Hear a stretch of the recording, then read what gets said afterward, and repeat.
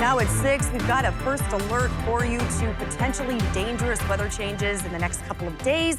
After getting past record levels of snow in some areas this week, another winter storm is now in play. Absolutely. Now in Juneau, several roofs around town have already collapsed. The Mendenhall River Community School was evacuated today because of concern about the amount of snow on the roof. Now the building will remain closed until it is cleared. Now, with more snow than rain in the picture, avalanche gates will be lowered along Tane Road as officials expect the avalanche risk to climb. No evacuation orders are in place right now, but officials urge residents to be prepared by having a go bag of supplies ready.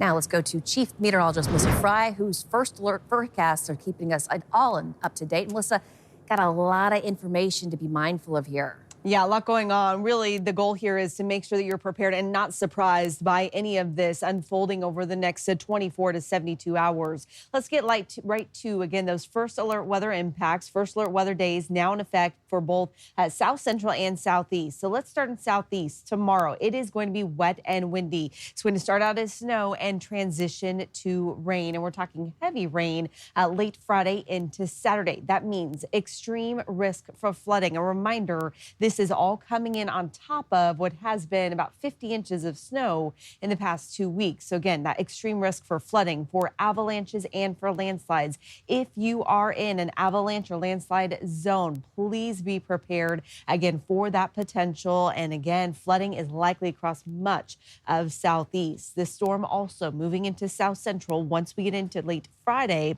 we will see heavy snow moving into the region, especially for areas like Seward, Whittier, Turning and Pass, Valdez, and further north, but even potentially Anchorage, the Valley, and the rest of the Kenai Peninsula. That list of weather alerts is long and also includes some snow and wind moving through the Alaska Range into the interior, and then that extreme cold still in place for the western side of the state. But again, Southeast, the main concern is the amount of moisture that we're seeing moving in, those temperatures rapidly warming over the next 24 hours, and then those high winds for the southern regions near Ketchikan. We do have, again, a wide variety of weather alerts also in effect for South Central, as we are going to see heavy snow moving in this weekend. I will have much more information, again, on those specifics and how you should prepare here in a few minutes.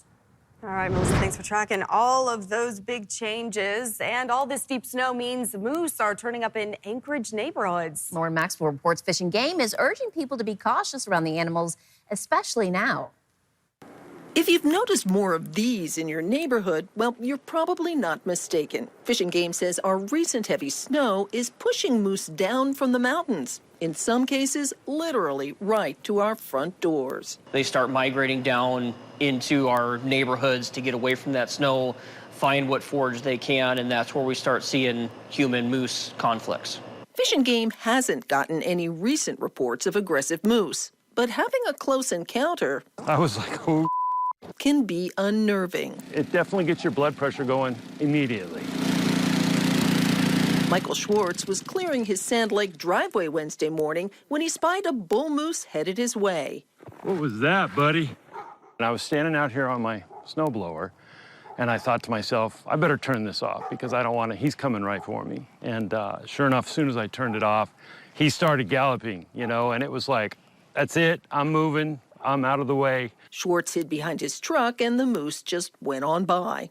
Being alert for moose in places like dog parks, What's going on? is always wise. My dogs don't like to chase moose, thankfully, but I'm always looking out to just see if I can see a moose, and then we can kind of steer clear. Good advice, because right now, moose might not be so chill. One thing to know about moose this time of year is that they are nutritionally stressed, which means they're cranky. They have a shorter fuse, so their defense mechanism, instead to flee, is to stand their ground and fight when they're being harassed or pressured. The best advice is to avoid moose if you can, and just remember, there's a good chance they may be very close by.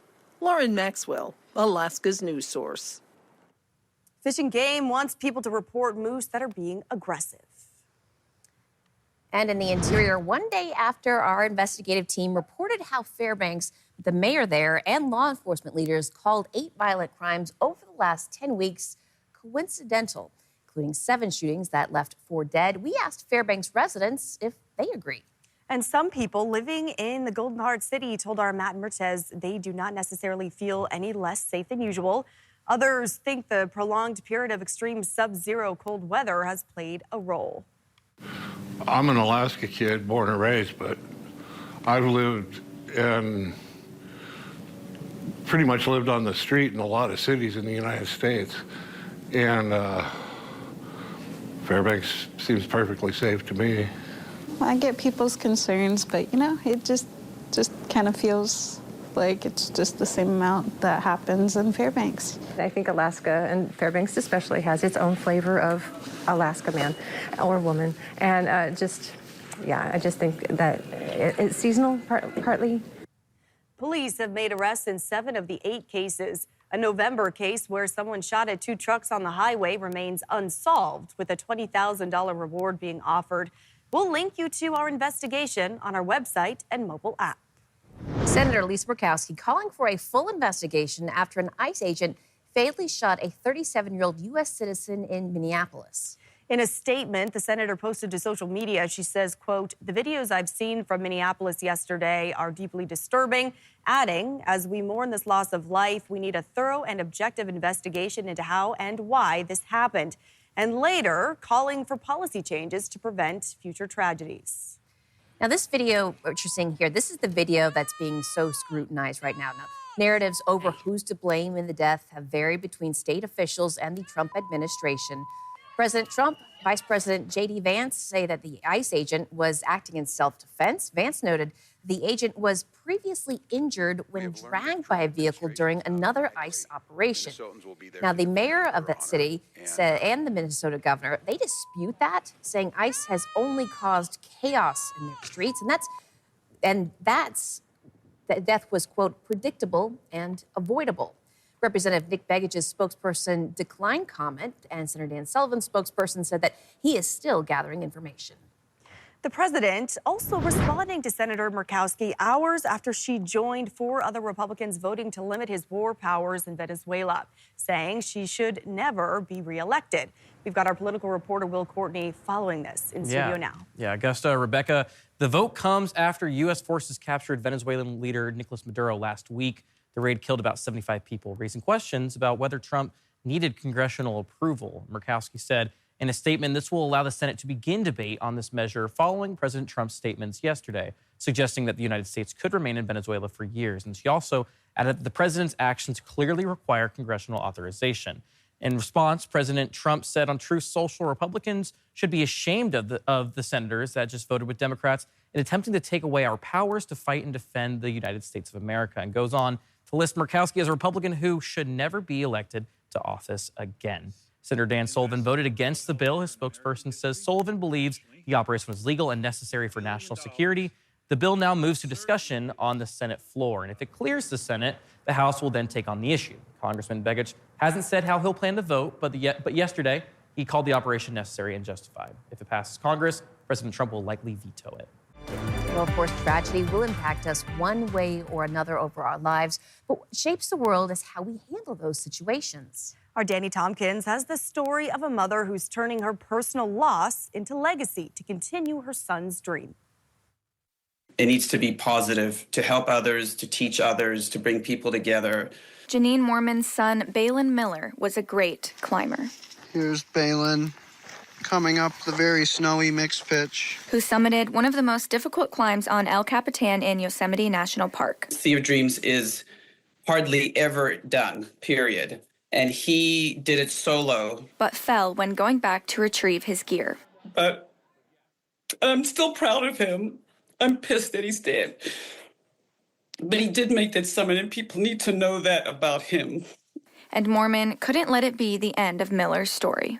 All the grief and sadness that I have, I can't just sit on it. I have to turn it into something positive and good. That good led her to the Balin Scott Miller Foundation. It may prevent somebody from a back concussion, stitches, an arm, a limb, or even death. Balin would want that. The foundation that will offer 2 grants to climbers under the age of 24. One grant is called the To Be Fair Balin Shoe Grant, because Balin, his favorite line, he'd come to any conversation, he'd like, To be fair, Mom. A grant specifically for shoes. The other, called the Orange Tent Guy grant, will be for essential climbing gear, like the 70-meter rope that is between $200 and $400, or these quick draws that are $20 each, both essential for safely climbing. Moorman is also putting her experience into words. There's an article that's being published on his birthday, which is Monday the 12th. What are we going to climb? Monday would have been Miller's 24th birthday. The magazine didn't know. The timing, purely chance. Are you serious? I was like, really? And it wasn't planned. For Janine, the coincidence may be a sign I hope he's watching. that turning her pain into purpose is exactly what Miller would want. So maybe all the tears I've shed, I've shed thousands. Maybe that will be replaced with grants and money to help forward somebody else's dreams. Miller's friends and family plan to meet for his birthday at his second home, which is the Safeway parking lot in Canmore, Canada, where he would spend weeks on end camping just so he could climb. They're going to wear orange, put on glitter, and celebrate a life that continues to inspire. Danny Tompkins, Alaska's news source. Moorman asked for people to wear orange on Monday in support and share on Instagram by tagging orange10guy.us. Thanks for listening. Click subscribe so you can get the latest podcast from Alaska's news source automatically. And stay up to date with breaking news and in-depth reporting available for free 24/7 with the Alaska's news source app.